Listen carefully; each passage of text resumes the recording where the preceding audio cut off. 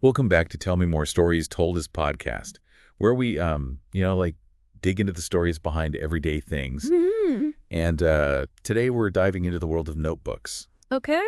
You know, those trusty companions for thoughts, ideas, duels, Yeah. everything really. Right. We're going to uncover their surprisingly rich history Okay. and maybe even reveal some secrets about these humble tools. That sounds fun. Yeah. Huh. So I What think do you think? it's fascinating to think that what we consider a basic notebook today has a lineage stretching back centuries. Wow. We're talking about a time long before paper was the norm. Okay, so before paper, what did people use to jot down their grocery lists? Or, their brilliant philosophical musings? Well, let's just say you wouldn't want to drop this ancient notebook on your toe. Oh, no. Imagine a wax tablet, essentially a wooden board coated with wax. Wax tablets, so like a proto-iPad, Exactly. but made of wood and beeswax. And just like an iPad, they were reusable. You'd use a stylus to etch your words into the wax and then smooth it over to erase and start again. That's pretty ingenious for the time, but wouldn't it be a bit messy? Perhaps a bit, but it was the go-to writing technology for centuries, from ancient Rome through the Middle Ages. Think about it, students in ancient Rome learning their ABCs on wax tablets. Pretty cool, right? It definitely puts our complaints about slow Wi-Fi into perspective. Yeah. So when did these wax tablets start to get replaced by the paper notebooks we know and love? The shift started around the 11th century as paper became more available in Europe.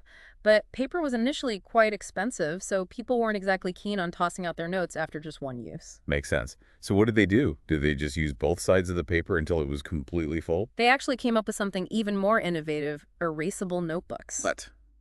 These were called table books, and they were specially treated with a coating that allowed you to wipe away your writing and use them again and again. Erasable notebooks, that's brilliant. Yeah.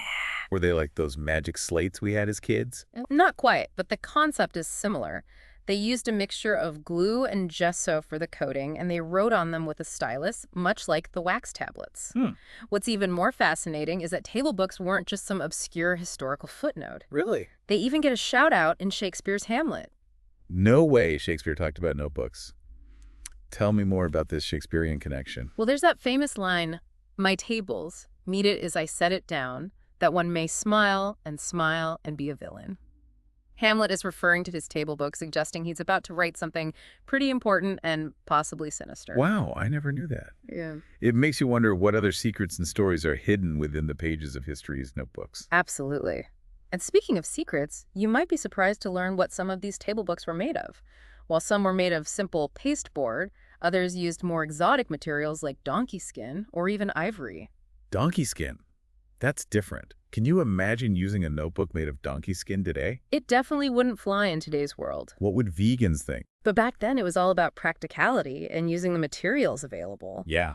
These table books were surprisingly versatile tools used by people from all walks of life. So what were people jotting down in these table books? Everything, really. They were used for learning to write, collecting poetry, recording sermons, legal proceedings, even jokes. Imagine your notebook as a stand-up routine archive. Wow. They were also incredibly useful for travelers who would use them to document foreign customs and conversations. It sounds like table books were the ultimate multi-purpose tool for the Renaissance mind.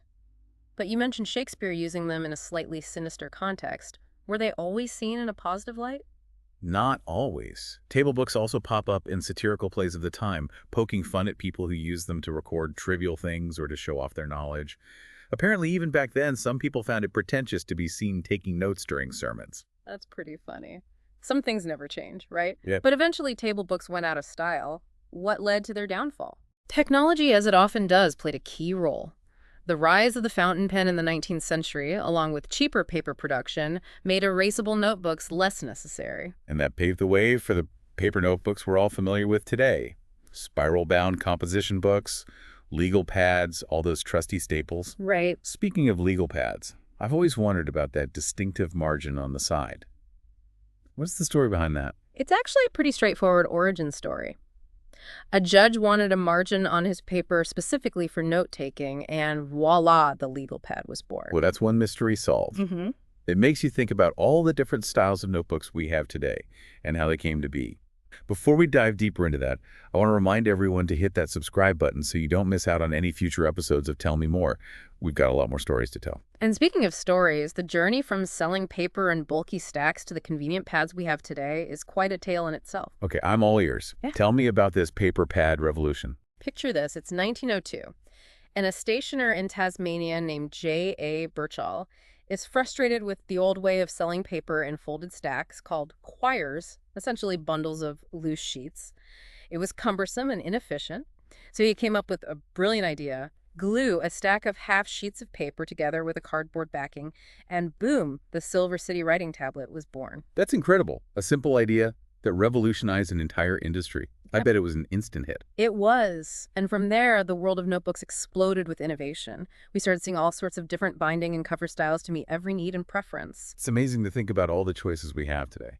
Spiral padding, perfect comb, sewn clasp, disc pressure, the list goes on. And each binding style serves a unique purpose, whether it's allowing a notebook to lie flat for easy writing or making it simple to remove pages. It all comes down to how you want to use your notebook. And let's not forget about all the pre-printing styles. Yeah. Blank pages for sketching lined pages, for writing grids, for plotting dot grids, for bullet journaling. The options are truly endless. Absolutely. Even something as seemingly simple as the ruled lines themselves have variations: rule, college rule, legal rule, narrow rule, all designed for different purposes. It's amazing how much thought goes into the design of something as seemingly simple as a notebook. And they're used by so many different people in so many different ways. Artists have their sketchbooks, composers jot down lyrics, lawyers have their legal pads, scientists meticulously record their experiments in lab notebooks, journalists scribble notes in their reporters' notebooks. The list is endless. Don't forget about police officers documenting their observations in those iconic police notebooks, and land surveyors meticulously recording field notes in their durable field books. Notebooks are everywhere. And even in our digital age, notebooks haven't gone extinct. Students still use them for note-taking, and there's even research showing that writing by hand actually helps us learn better than typing. It's true. There's something about the physical act of writing that seems to engage our brains in a different way. Of course, there have been attempts to create electronic successors to the notebook note-taking software: PDAs, smartphones, tablets, even digital paper, which combines traditional pen and paper with digital storage. It's fascinating how technology tries to mimic the experience of using a physical notebook. Yeah.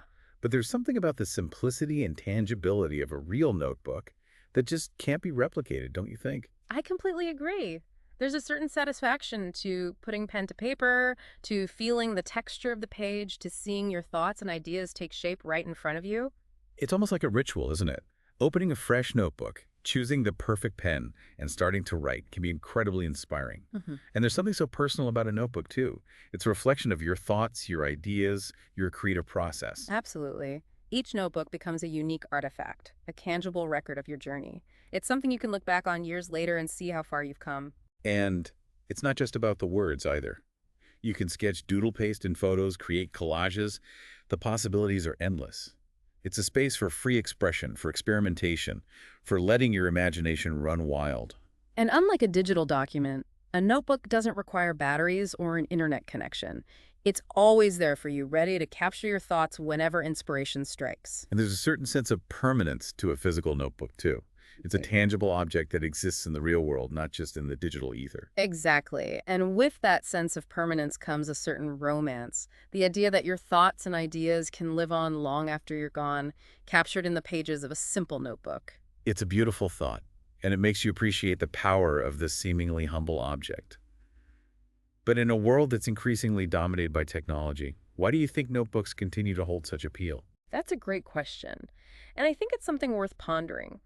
Why do we still reach for that pen and paper when we could just as easily type a note on our phone? What is it about the physical act of writing that sparks our creativity, deepens our thinking, and helps us connect with our inner selves? It's a fascinating question, isn't it? And maybe that's part of the magic of notebooks. They're simple, yet profound. They're familiar, yet full of possibilities.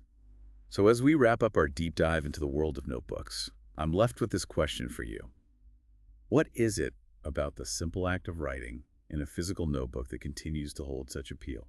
That's a great question, and I think it's something each of our listeners can consider. Why do you think notebooks continue to hold such a special place in our hearts and minds? We'd love to hear your thoughts on that. Share your insights with us on social media. We can't wait to hear from you. Yeah, it really makes you think about how something as simple as a notebook can evoke such strong feelings and associations. I know, right? It's almost like there's a certain magic to them. And maybe it has something to do with that tactile experience we were talking about. The weight of the notebook in your hand, the sound of the pen scratching across the paper. It's almost meditative. Absolutely. There's a sensory richness to the experience of writing in a physical notebook that's hard to replicate with technology. You're engaging multiple senses, touch, sound, even smell, with the scent of the paper and ink. And it's not just about the senses. It's about slowing down, disconnecting from the digital world, and really focusing on the act of writing. Yeah, I think that's a key part of the appeal. In a world that's constantly demanding our attention, a notebook offers a space for quiet contemplation and reflection. It's a place where you can process your thoughts, work through ideas, and even just doodle aimlessly. And speaking of doodling, I love how notebooks can be so much more than just a place for words. You can sketch, draw paste in photos, create collages. It's like a portable art studio. It really is. It's a blank canvas for your creativity, a place where you can experiment and express yourself freely without the constraints of technology or the pressure of perfection. And unlike a digital document, a notebook doesn't require batteries or an internet connection. hmm It's always there for you, ready to capture your thoughts whenever inspiration strikes. Exactly. And you can take it anywhere, use it in any environment. Whether you're sitting at your desk curled up on the couch or exploring a new city, a notebook is the perfect companion. And there's that sense of permanence we talked about earlier. Yeah. It's a tangible object that exists in the real world, not just in the digital ether. It's something you can hold, something you can share, something you can pass down. And with that sense of permanence comes a sense of history and legacy. Imagine finding an old notebook from your grandparents' generation filled with their handwritten notes, sketches, and stories. It would be like a window into their lives, their thoughts, their world. It would be a treasure. Yeah. And it makes you realize that notebooks are more than just tools for writing. They're repositories of memories, ideas, and emotions. Yeah, they're time capsules, capturing moments in time and preserving them for future generations. That's a beautiful way to think about it. And it makes you wonder what stories our notebooks will tell about us long after we're gone. It's a thought-provoking question, isn't it? What will our notebooks reveal about our lives, our passions, our struggles, our dreams? And perhaps that's another reason why notebooks continue to hold such a special place in our hearts. They're not just tools for recording information, they're extensions of ourselves, reflections of our inner worlds. I think you hit the nail on the head. Notebooks offer us a unique way to connect with ourselves, to explore our thoughts and feelings, and to leave a tangible record of our journey through life. It's a powerful concept. And it makes you realize that in a world that's increasingly obsessed with speed efficiency and the digital realm, there's something incredibly grounding and reassuring about the simple act of putting pen to paper. It's a reminder that sometimes the most profound experiences come from the simplest acts. And maybe that's the ultimate lesson we can learn from the humble notebook. It's a lesson worth remembering. Yeah, it really makes you appreciate the enduring power of this seemingly simple tool. It does, and it all circles back to that question we posed earlier. What is it about the simple act of writing in a physical notebook that continues to hold such appeal in our digital age? Yeah, it's a question worth considering. I think for me, part of it is the sense of freedom and control you have with a physical notebook. It's a space where you can truly be yourself without the distractions and pressures of the online world. I agree. There's a sense of privacy and intimacy with a notebook that you don't get with digital devices. Your thoughts and ideas feel safe and contained within those pages. And there's no pressure to, like share or publish or edit everything for an audience. It's just you and your thoughts on the page. Exactly. It's a space for raw, unfiltered expression, a place where you can experiment and make mistakes without judgment. And speaking of mistakes, Mm. I love how a notebook allows for those imperfections. Those crossed out words, scribbles, and doodles are all part of the creative process. They are. They add character and authenticity to your work. They show the evolution of your ideas. And there's something satisfying about physically crossing something out or making a messy scribble. It's like a tangible release of frustration or a burst of creative energy. It's a way of engaging with the material in a more visceral way. It's not just about typing sterile words on a screen. It's about getting your hands dirty and leaving your mark on the page. And let's not forget the sense of accomplishment that comes with filling up an entire notebook. It's like completing a chapter in your life. It is. It's a tangible reminder of your progress, your dedication, your growth. And it's something you can hold on to, revisit, and cherish for years to come. Absolutely. It's a physical manifestation of your journey, a record of your thoughts and experiences. So as we wrap up our deep dive into the world of notebooks, I think it's safe to say that these humble tools are much more than meets the eye. They are. They're portals to creativity, repositories of memory, and companions on life's journey.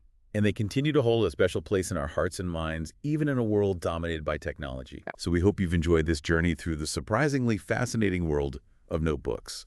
From ancient wax tablets to modern-day marvels, we'd love to hear your thoughts. Share your stories about your own notebook experiences with us on social media. Yes, we can't wait to hear from you. And that's it for this episode of Tell Me More Stories Told as podcast. Until next time, keep exploring, keep learning, and keep those notebooks handy. You never know when inspiration will strike.